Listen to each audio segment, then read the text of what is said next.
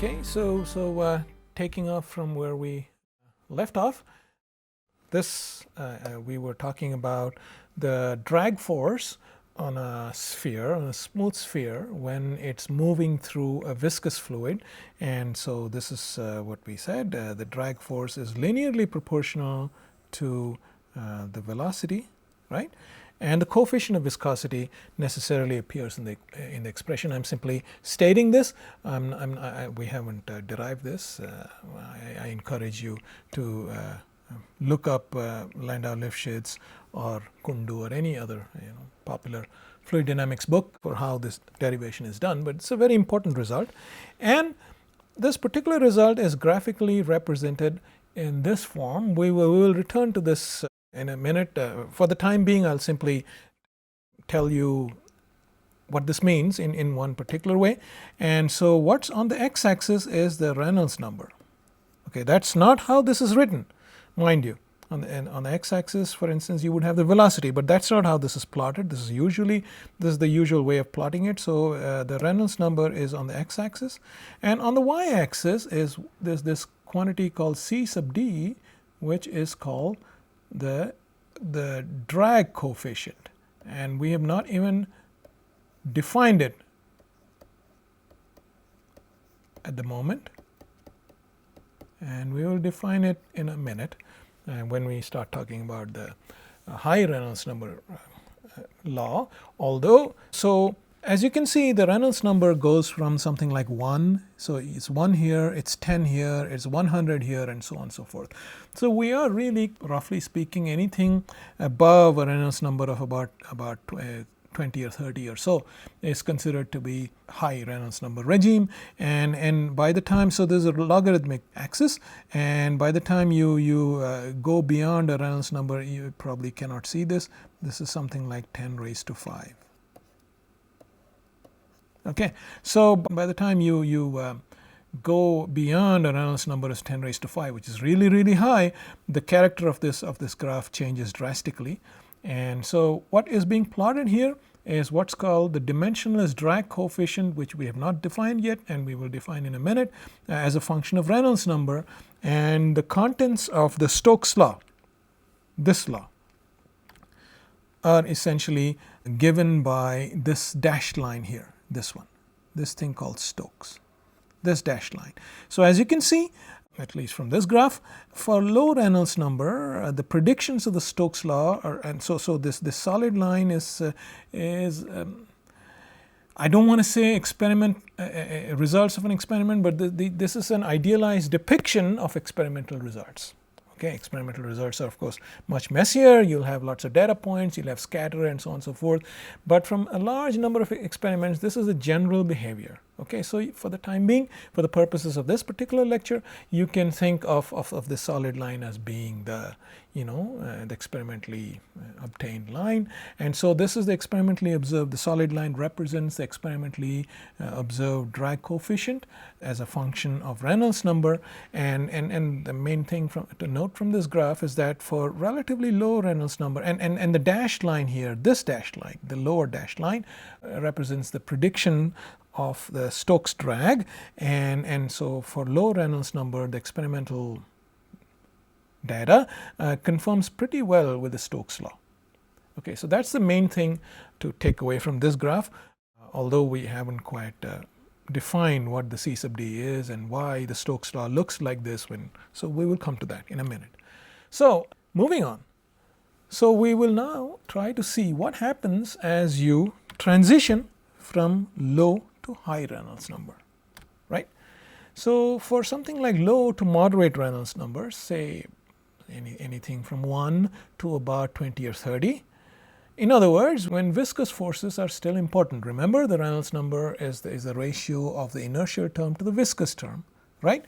So if the Reynolds number is relatively low, then viscous forces dominate. Yeah, the flow is laminar.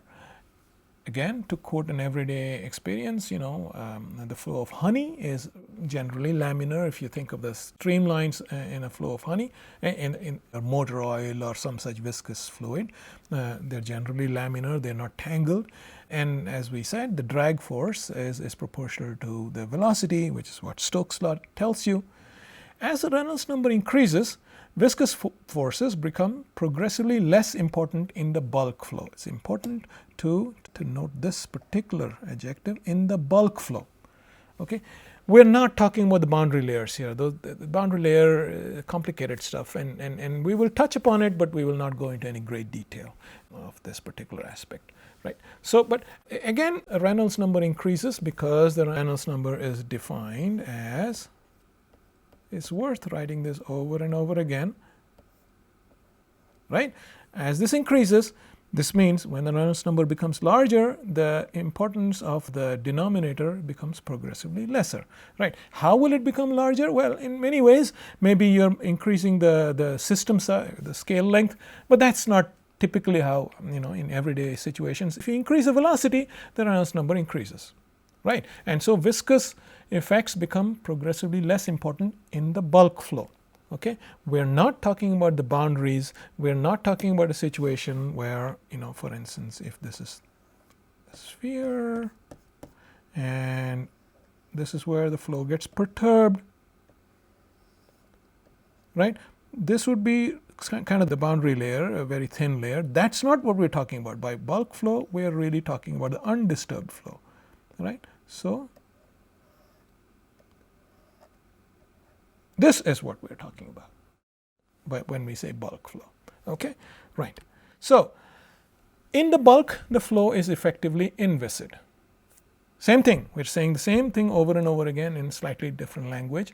It's useful to do this so that you turn the concept around in your head and it gets embedded well. And as we said earlier, for a purely inviscid flow, right, for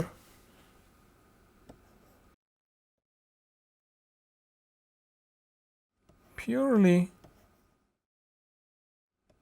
inviscid flow,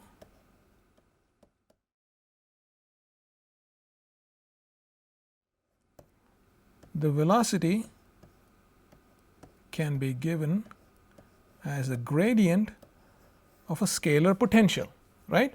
And this quantity is called the velocity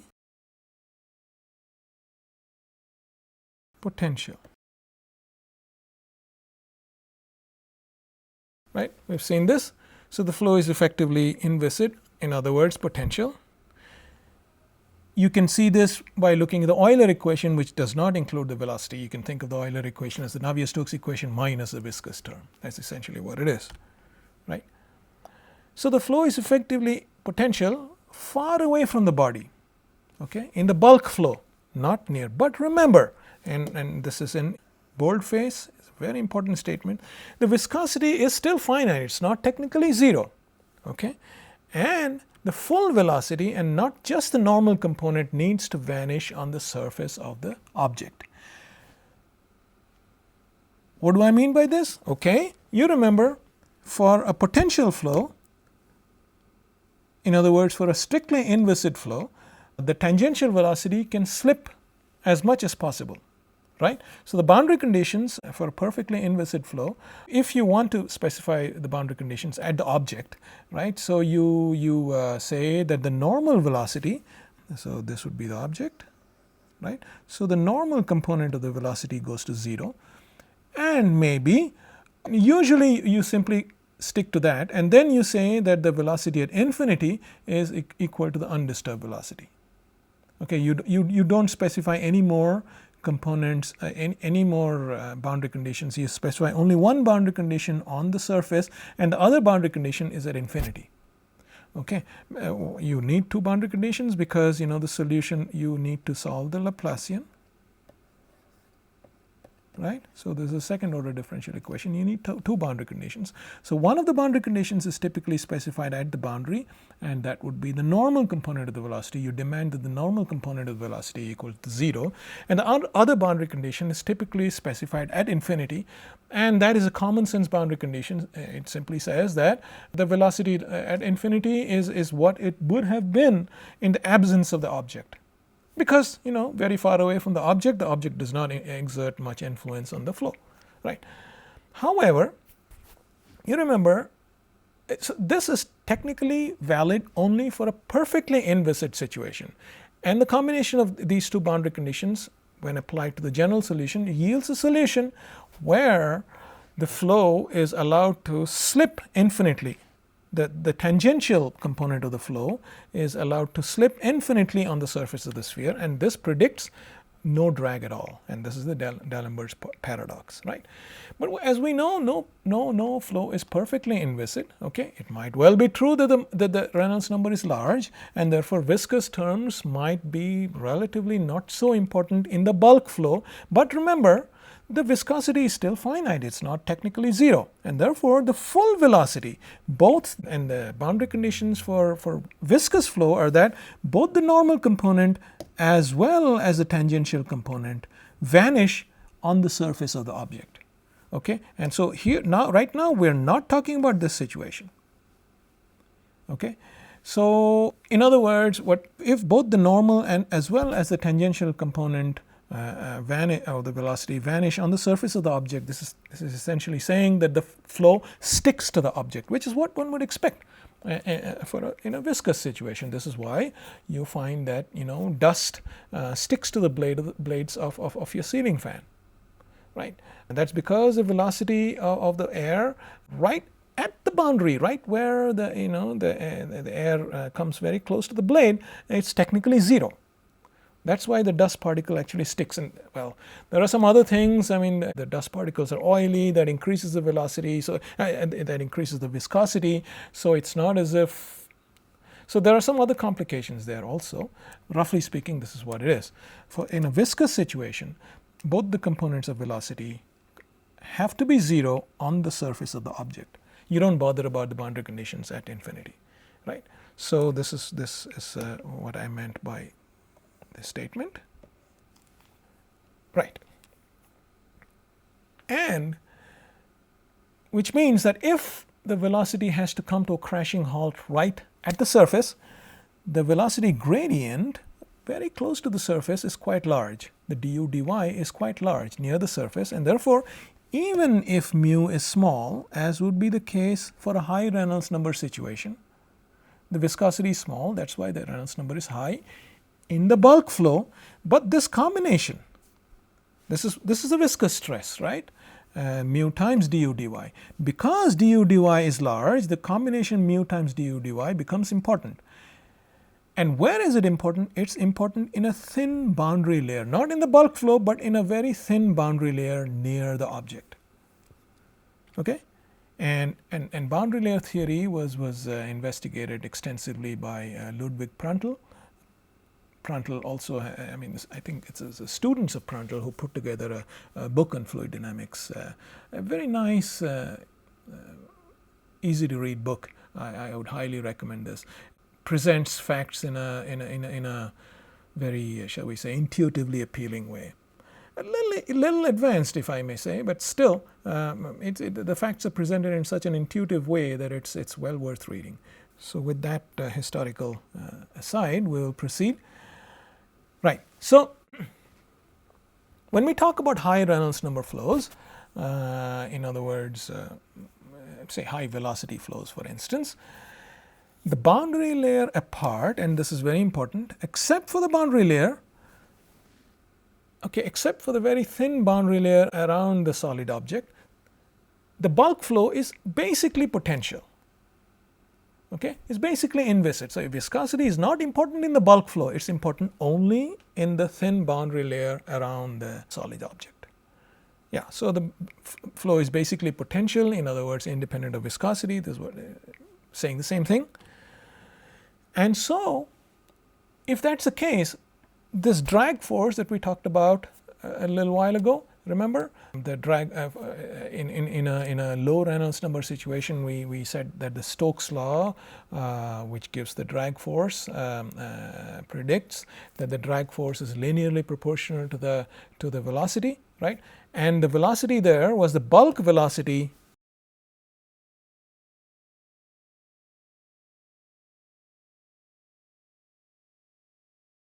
And what's the bulk velocity? The bulk velocity is essentially the velocity that's far away from the boundary, from the solid object, okay?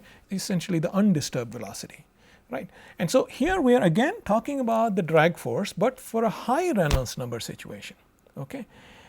And now if you accept this statement that in the bulk the viscosity is not important, the flow is essentially potential.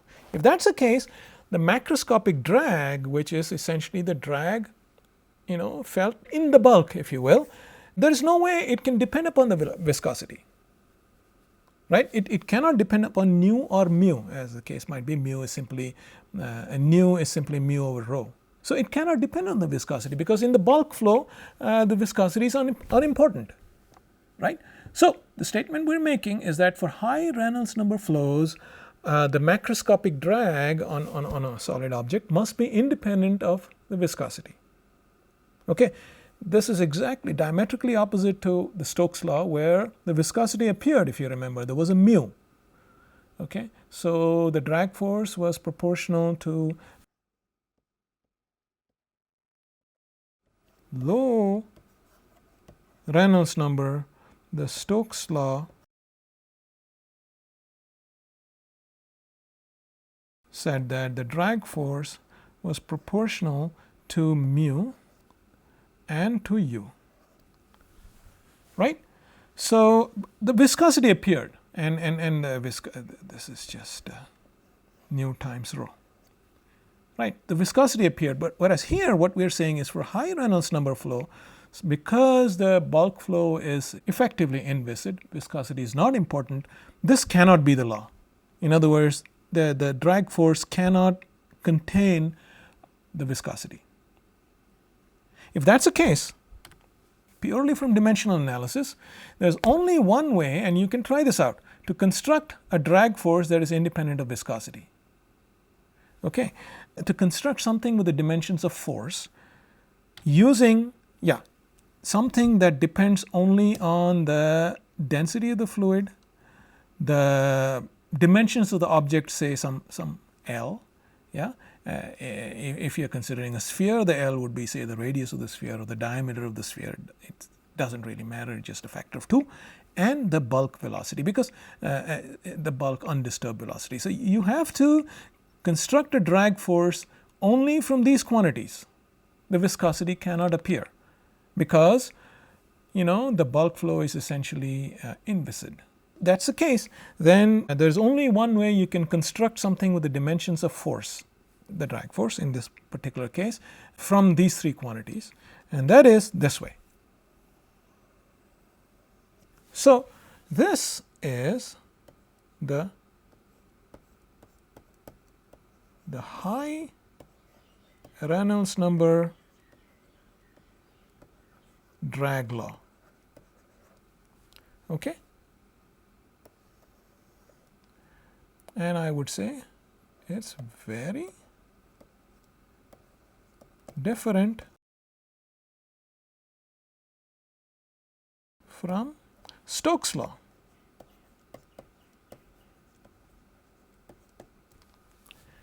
Why is it very different? Well, first of all, there's no appearance of the viscosity. That's one thing. Secondly, if you remember, the Stokes law depended linearly on the velocity. The power here was 1, whereas here the power is 2. Very different dependence. Okay, and it's also been experimentally. So here you have the appearance of an L squared, which is kind of like an area. Okay, and it's been experimentally determined that in the high Reynolds number regime, the drag force experienced by an object is proportional to the cross-sectional area that it affords to the flow. Okay, and the cross-sectional area is something like L squared. Okay, now here's a situation where the bulk flow is essentially inviscid. And yet we're saying that there's a drag. Okay? As one would expect in a real life situation, there will be a drag even for the most low viscosity even for the most inviscid looking of flows, there will still be a drag on an object that you're trying to drag through this very inviscid fluid. Okay, especially if you're trying to drag it at very high Reynolds number, there will be a drag. Yeah, the flow might well be potential in the bulk. Okay, but still there will be a drag, and that is because of boundary layer effects. Right at the boundary layer, even though the viscosity is unimportant in the bulk, right at the boundary layer, because the viscous stress appears in the combination mu times du dy, right? And because u, which is the velocity, has to come to a halt right at both components of the velocity have to become 0 right at the boundary. So the gradient of the velocity is very large. The velocity has to vanish from the bulk value all the way to 0 within a very small distance, and therefore du dy, simply because this y is very small, the y is of the order of the boundary layer thickness. Simply because this is very small, this gradient du dy is large, and therefore the quantity mu times du dy is appreciable even though mu itself is small in the bulk flow. Okay, and therefore there will be a drag, and that is due to boundary layer effects. Okay, but as far as the bulk flow is concerned, well, you have to construct a drag force that does not depend on viscosity. And the only way to construct something on the dimensions of force from something that depends only on the density of the fluid, the dimensions of the object, and the bulk velocity is this. And this is the high Reynolds number drag law, and it's very different from the Stokes law. And this proportionality constant is what's called the C sub d. We will come to that in a minute. And so this is the turbulent drag law. Okay, so I did not write this down on the slide. So this is called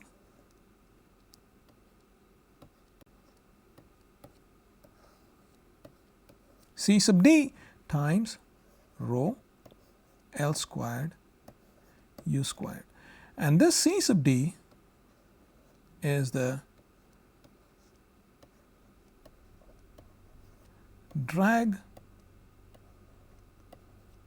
coefficient. And this was the quantity that was being plotted on the y-axis. And we'll come to this. So let's write this down here. The high Reynolds number,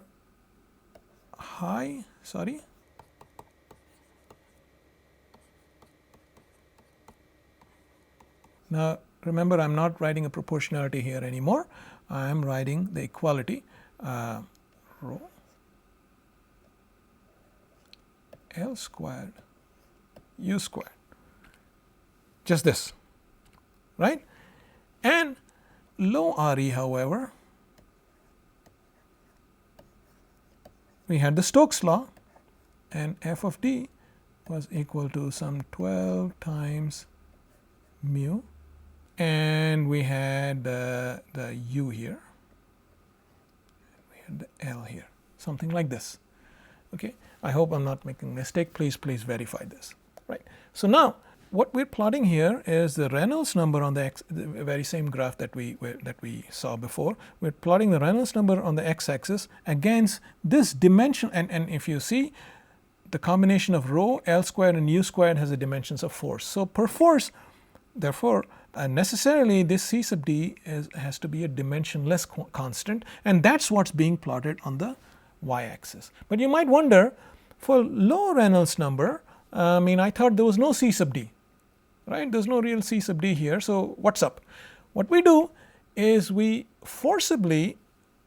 essentially dig out a dimensionless drag coefficient for the low Reynolds number law by simply equating this to that. Okay, by simply equating this f sub d to that f sub d, and you can extract a C sub d, and that turns out, for this particular law, that kind of C sub d turns out to have this dependence against Reynolds number. Okay, so that's what's being plotted here.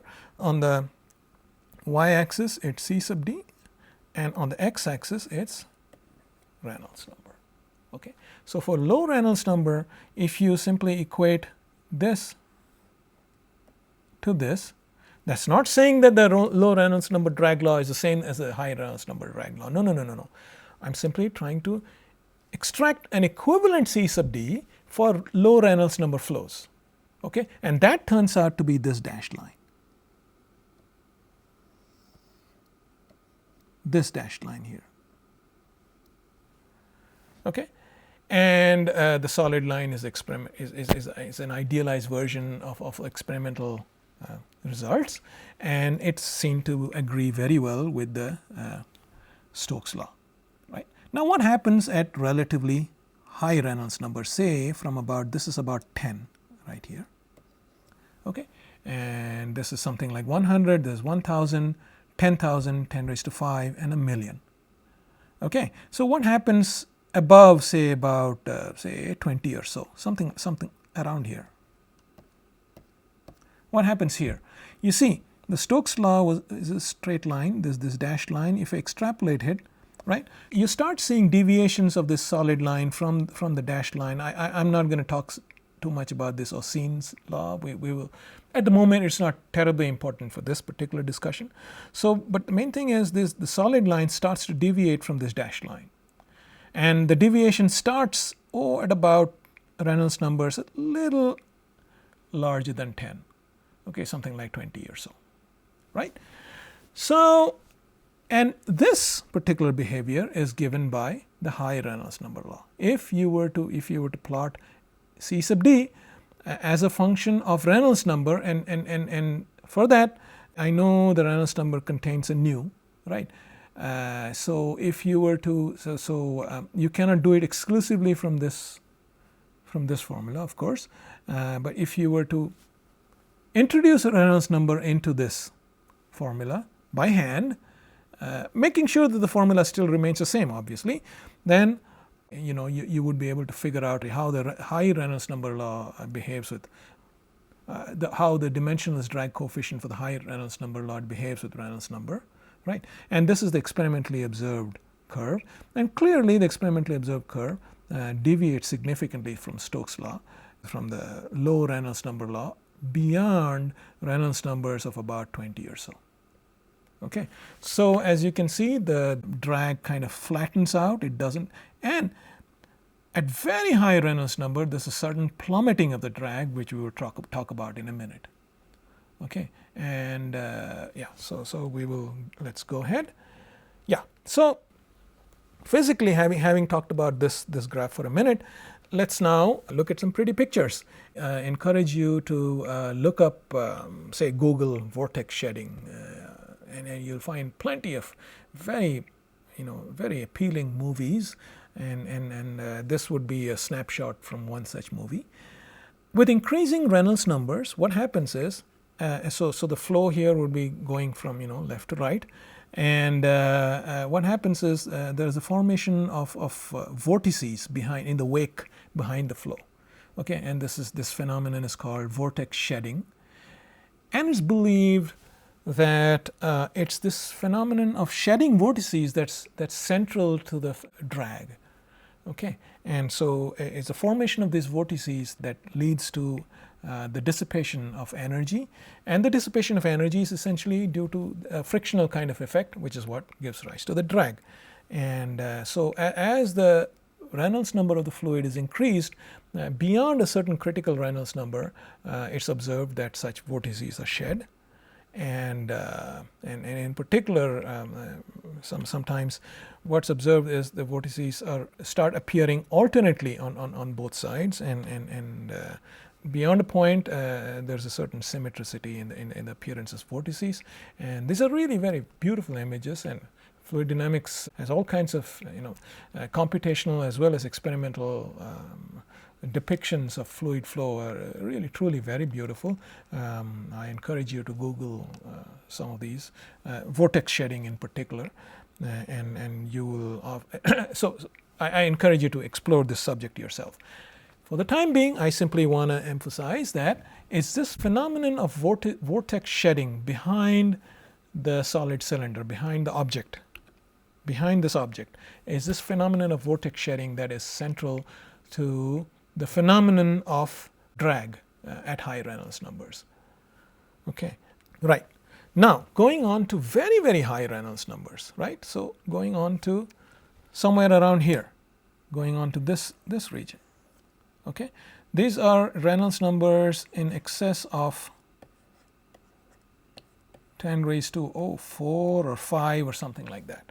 Yeah, and so what we're going to do is zoom in, and here I will show you actual experimental results. So again, this is the Reynolds number being plotted on the x-axis, and this is the dimensionless drag coefficient being plotted on the y-axis.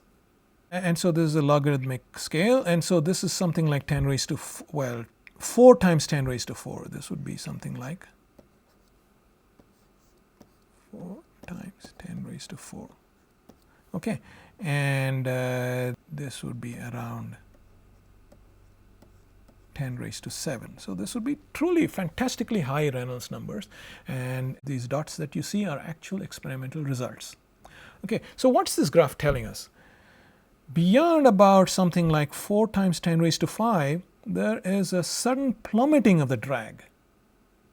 Okay, at very high Reynolds numbers, and this is taken from Achenbach, the drag suddenly plummets, and this is also a logarithmic scale. So this is really a substantial reduction in the drag, and this is called a turbulent drag reduction.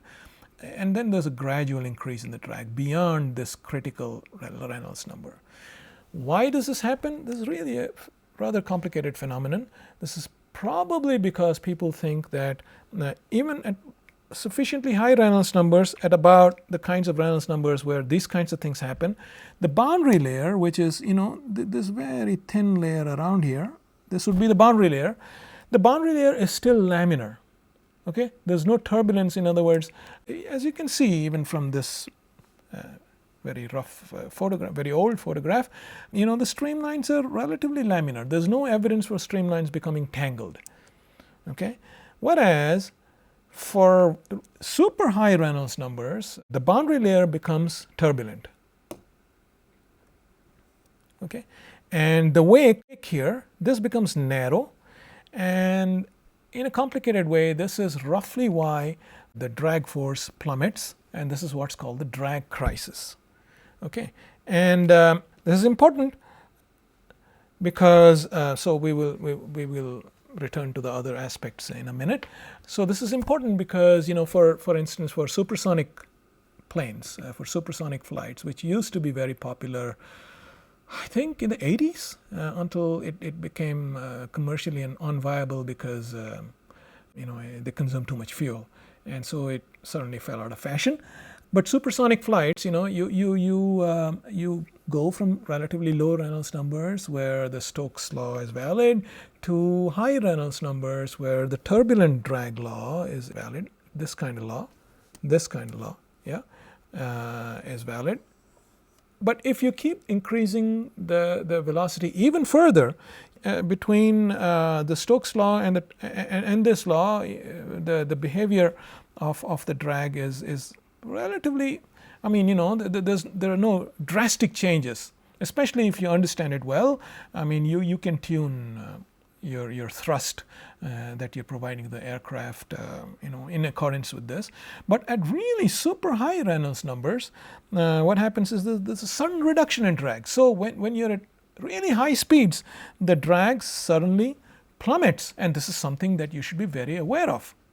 Okay, the drag suddenly plummets, and so if you continue applying the same thrust, the results can be pretty unpleasant. So you have to be very cognizant of this fact, of this sudden drop in the drag, and your engineering has to take this into account, right? And so this is called the drag crisis. Why am I talking about this in an astrophysics oriented course? That's because, and this pertains to some of my research, and that's because, as I said, astrophysical fluids are often most of the time, astrophysical flows are in a very high Reynolds number situation. In particular, for instance, to take a concrete example, coronal mass ejections from the sun.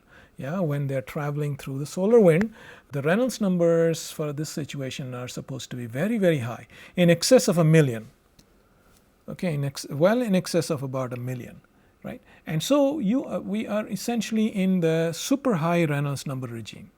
So we have to realize that the drag law will probably be given by something like this, not by something like this, which would be this kind of law, and certainly not by the Stokes law, which is the low Reynolds number law. Okay, so we are, in particular, for the motion of coronal mass ejections through the solar wind, the relevant drag law should be something that's described by this. Okay, we might well choose to describe it with this kind of an equation. That's okay, right? But the drag coefficient that we extract should reflect the fact that we are in this regime. Okay, so hence this bit of emphasis on the super high Reynolds number regime. Okay, so having talked this far about Reynolds numbers and so on and so forth, we will next transition to calculating the lift of on an airfoil. I alluded to this some time ago. We simply said that we would appeal to something called the Kutta-Joukowski theorem. And this also has something to do with the Magnus effect that I also talked about. The reason why tennis ball, you impart top spin to a tennis ball and it dips, okay, or a cricket ball, when a spinner gives a vicious tweak to the cricket ball, there's a dip and that fools the batsman. And so we sort of discuss that in qualitative terms. We will come to that. We will discuss that in a little more detail. And the connection with the Reynolds number will become, the connection with the rest of this discussion will become apparent when we talk about it in some more detail. So that's it for now, and thank you.